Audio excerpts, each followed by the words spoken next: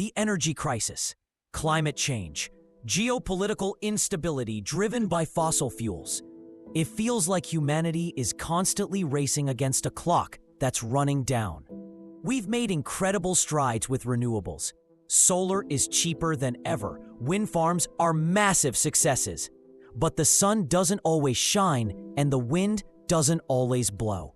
We need baseload power, power that is on 24/7 regardless of the weather.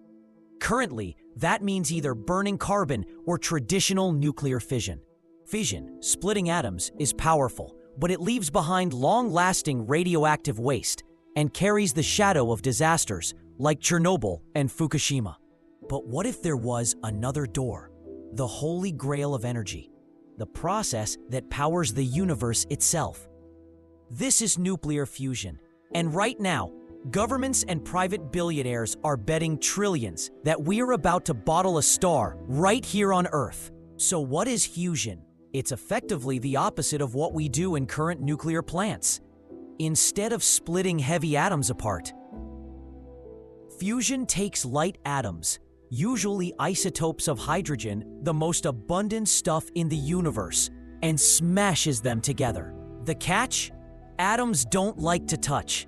Their nuclei are positively charged, so they repel each other violently, like trying to push two strong North Pole magnets together. To overcome this repulsion, you need conditions that are almost unimaginable. You need heat. We're talking temperatures hotter than the core of the sun. At these extremes, matter stops being a solid, liquid, or gas. It becomes plasma, an electrically charged soup of electrons and nuclei. In this superheated plasma, the atoms are moving so fast they overcome that magnetic repulsion. They collide and fuse. And when they fuse, they release energy. A tiny amount of mass is converted into a massive amount of energy. According to Einstein's famous equation, E equals mc squared.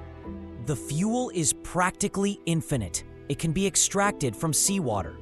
The waste is mostly helium, the stuff we put in party balloons.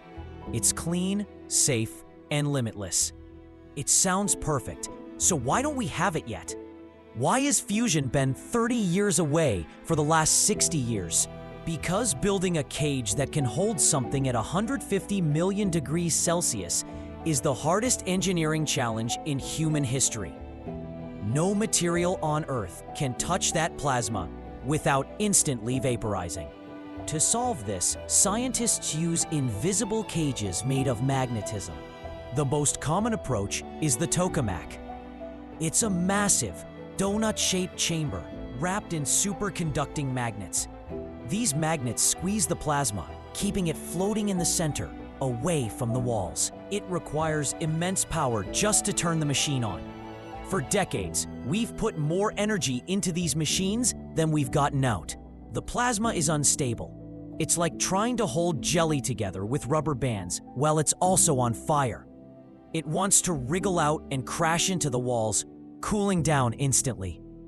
Another approach is inertial confinement, using massive lasers to crush a tiny pellet of fuel so fast it fuses before it can explode. But recently, something changed.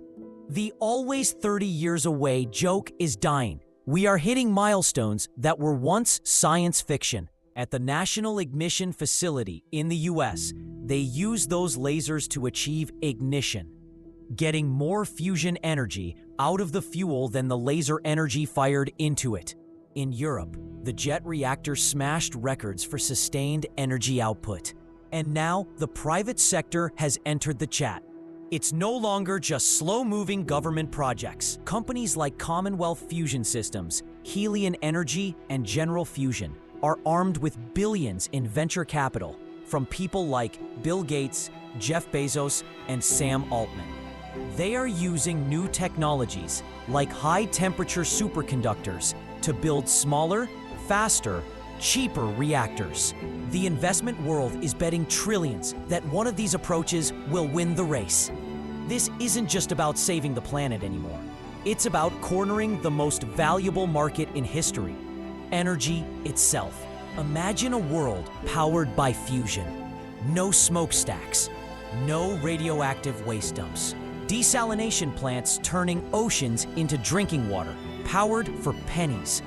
Vertical farms growing food in deserts. Energy so abundant it becomes almost free, lifting developing nations out of poverty. The engineering challenges are still immense. We might still be a decade away from a commercial power plant, but the money, the minds, and the momentum are finally aligned. Humanity is swinging for the fences. If we win this bet, we don't just solve climate change, we change everything.